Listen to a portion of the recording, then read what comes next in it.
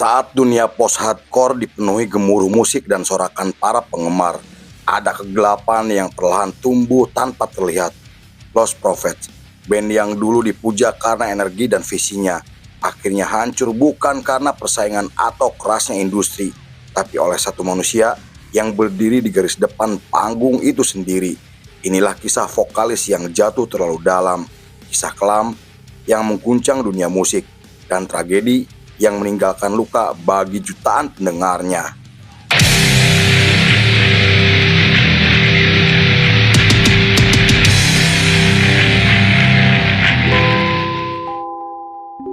Kisah kelam kali ini diawali oleh seorang pria bernama Ian David Kalsek Watkins atau yang lebih dikenal Ian Watkins. Ia lahir pada 30 Juli 1977 di Wales, Inggris Raya dan dibesarkan oleh keluarga kelas menengah. Menurut artikel yang dirilis media Inggris, masa kecil Ian bisa dibilang cukup tragis dan sangat menyedihkan. Karena selain tumbuh di lingkungan keras, Ian harus kehilangan sosok sang ayah di usia 5 tahun.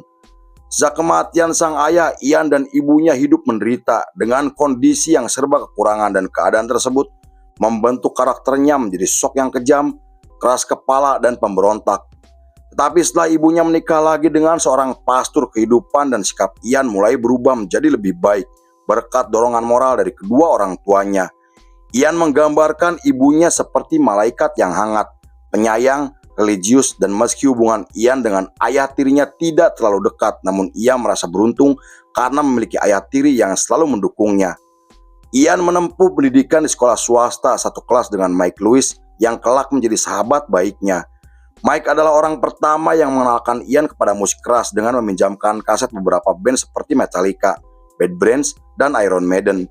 Ian kemudian belajar gitar dan bermain drum setelah mendengarkan musik hardcore punk untuk pertama kalinya. Menurut Ian, genre hardcore dan metal adalah genre musik yang membuatnya merasa bebas, jujur, dan apa adanya, hingga menyebut musik punk bukan sekedar genre musik, melainkan bentuk perlawanan terhadap kepalsuan dan tekanan sosial.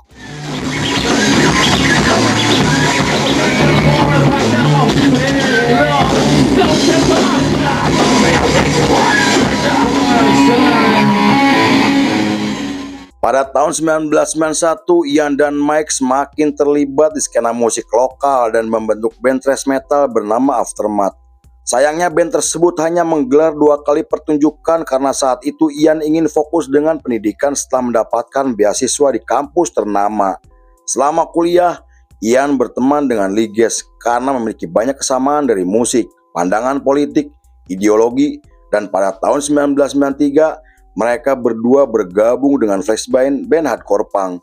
Bersama Fleshbane, Ian terus mengasah kemampuannya sebagai drummer, namun setelah vokalisnya keluar dari band pada tahun 1995, Ian mengatakan kepada anggota lainnya ingin menjadi vokalis. Sayangnya permintaan tersebut ditolak karena tidak percaya dengan suara vokal Ian yang menurut mereka tidak memiliki karakter. Penolakan tersebut membuat Ian kecewa hingga ia dan Lee Gees memilih keluar dari band untuk mendirikan band sendiri. Di sisi lain, periode tersebut adalah titik terendah untuk kehidupannya karena selain kecewa dengan anggota band, hubungan Ian dan ayah tirinya mulai memburuk karena sikap Ian yang dianggap susah diatur. Saat itu ia mulai mengkonsumsi alkohol dan obat-obatan terlarang, namun tetap melanjutkan pendidikan untuk mendapatkan gelar master demi membahagiakan sang ibu.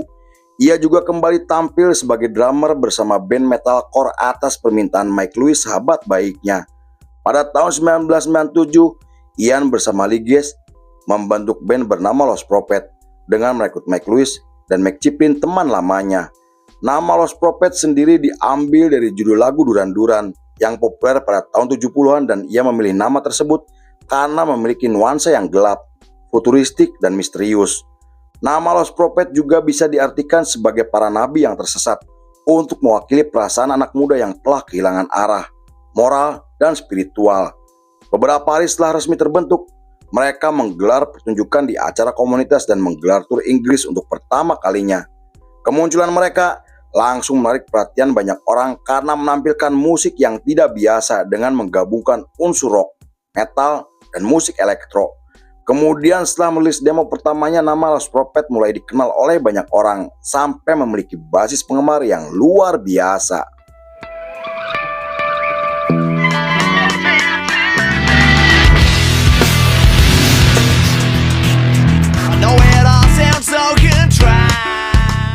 Di periode tersebut, Ian mulai mentato seluruh tubuhnya sebagai bentuk pemberontakan dan kebebasan berekspresi. Ia memiliki tato dengan gambar binatang buas, tulisan Jepang, dan simbol spiritual untuk menegaskan jika Ian adalah orang yang sangat totalitas. Pada tahun 1998, Lost Prophet merilis demo keduanya dengan lirik yang membahas tentang pemberontakan, kebingungan, dan pencarian identitas. Mereka kemudian menggelar tur nasional selama 7 hari dan merekrut Stuart Richardson sebagai basis karena Mike Lewis kembali menjadi gitaris. Keberhasilan demo keduanya membuat Lost Prophet mendapatkan kontrak dari label independen, dan pada tahun 1999 majalah Metal Hammer memuat artikel secara khusus yang membahas mereka hingga membuat nama Lost Prophet mulai dikenal secara internasional. Pada tahun 2000 mereka merilis full album pertamanya dengan lirik yang membahas tentang rasa frustasi anak muda terhadap dunia yang serba palsu baik secara sosial, politik, dan budaya. Para jurnalis menggambarkan album mereka sebagai sindiran terhadap industri musik dunia, di mana label besar hanya mencari keuntungan tanpa memikirkan masa depan artisnya. Setelah itu, Ian mulai membangun citranya sebagai vokalis karismatik dengan gaya rambut hitam yang ikonik dan selalu memakai riasan wajah, celana jeans, kaos band, juga jaket kulit. Penampilan tersebut membuat Ian menjadi role model anak muda, di mana pakaian dan gaya rambutnya sampai ditiru oleh anak muda di seluruh dunia. Ian juga dikenal karena aksi panggungnya yang liar dan energik, dengan suara vokalnya yang luar biasa.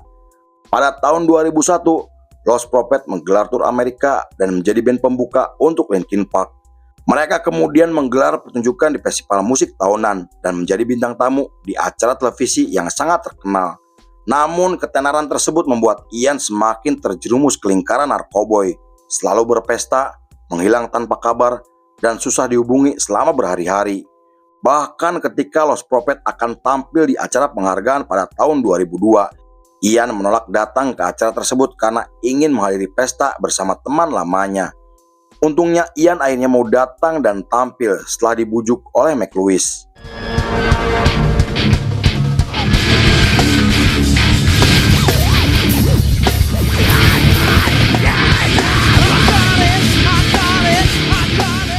Pada tahun 2003, Ian mulai menunjukkan sisi lainnya dengan berkomentar jika band nu metal Inggris hanya meniru Korn dan Limp Bizkit. Pernyataan tersebut kemudian menimbulkan kritikan keras dari komunitas musik di Inggris dengan mengatakan jika Lost Prophet adalah band murahan dan sok superior.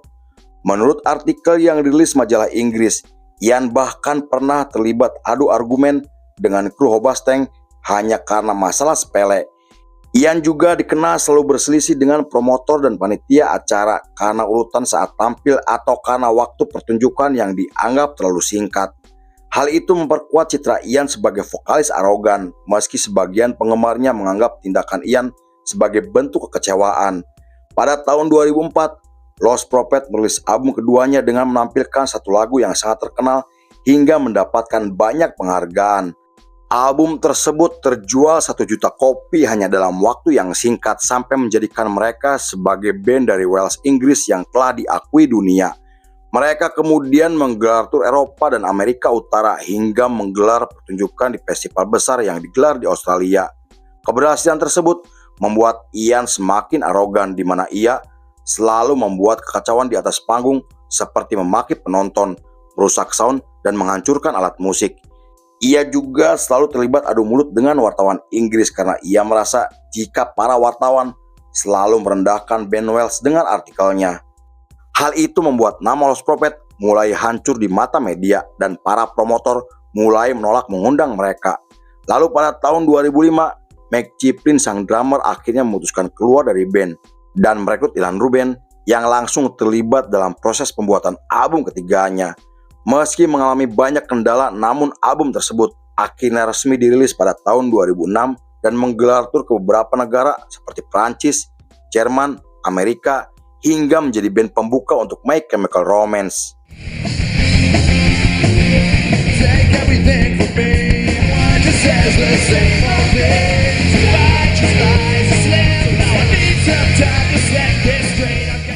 Pada tahun 2007, Ian semakin menunjukkan sikapnya yang lebih ekstrim dengan mengkonsumsi narkoba dan obat-obatan secara berlebihan.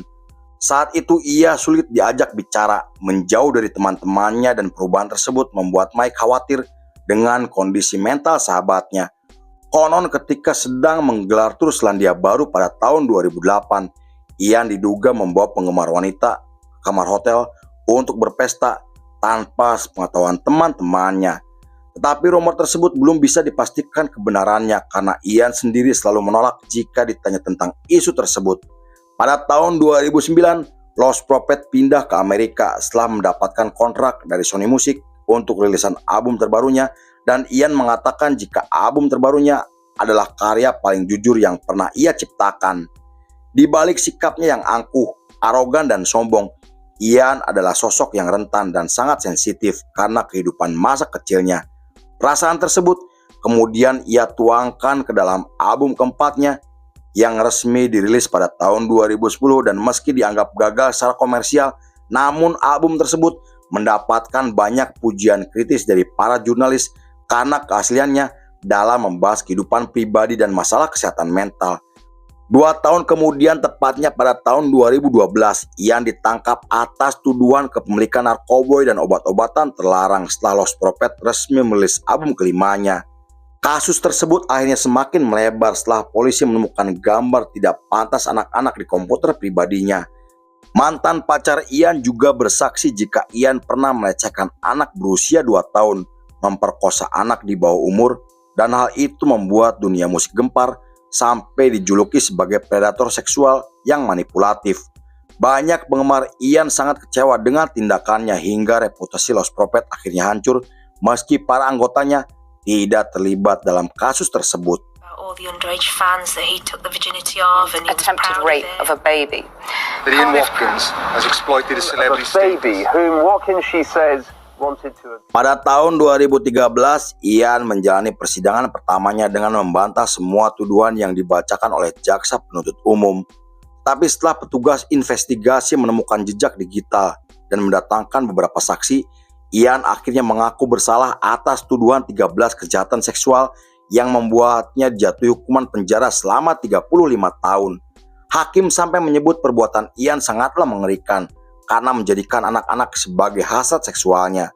Menurut artikel yang dirilis oleh media Inggris, Ian menjalani kehidupan di dalam penjara penuh bahaya karena selalu terlibat keributan dengan sesama narapidana.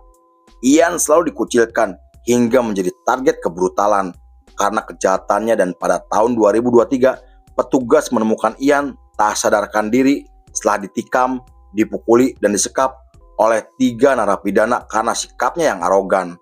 Konon serangan brutal yang terjadi membuat Ian mengalami pendarahan otak sampai mengakibatkan kerusakan saraf.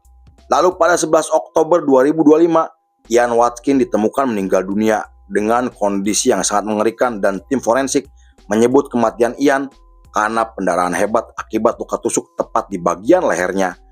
Polisi kemudian menetapkan 2 pelaku pembunuhan Ian di dalam penjara, yaitu Rashid dan Samuel Dodsworth. Kematian Ian langsung menggemparkan dunia, dibahas oleh media internasional, dan beberapa orang banyak yang mengecam bahkan mensyukuri kematiannya.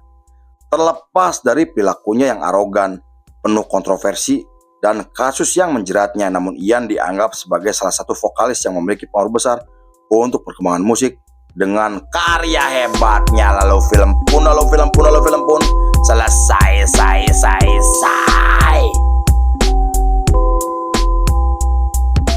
Nama Ian Watkins menjadi peringatan bahwa ketenaran tidak menjamin moralitas seseorang.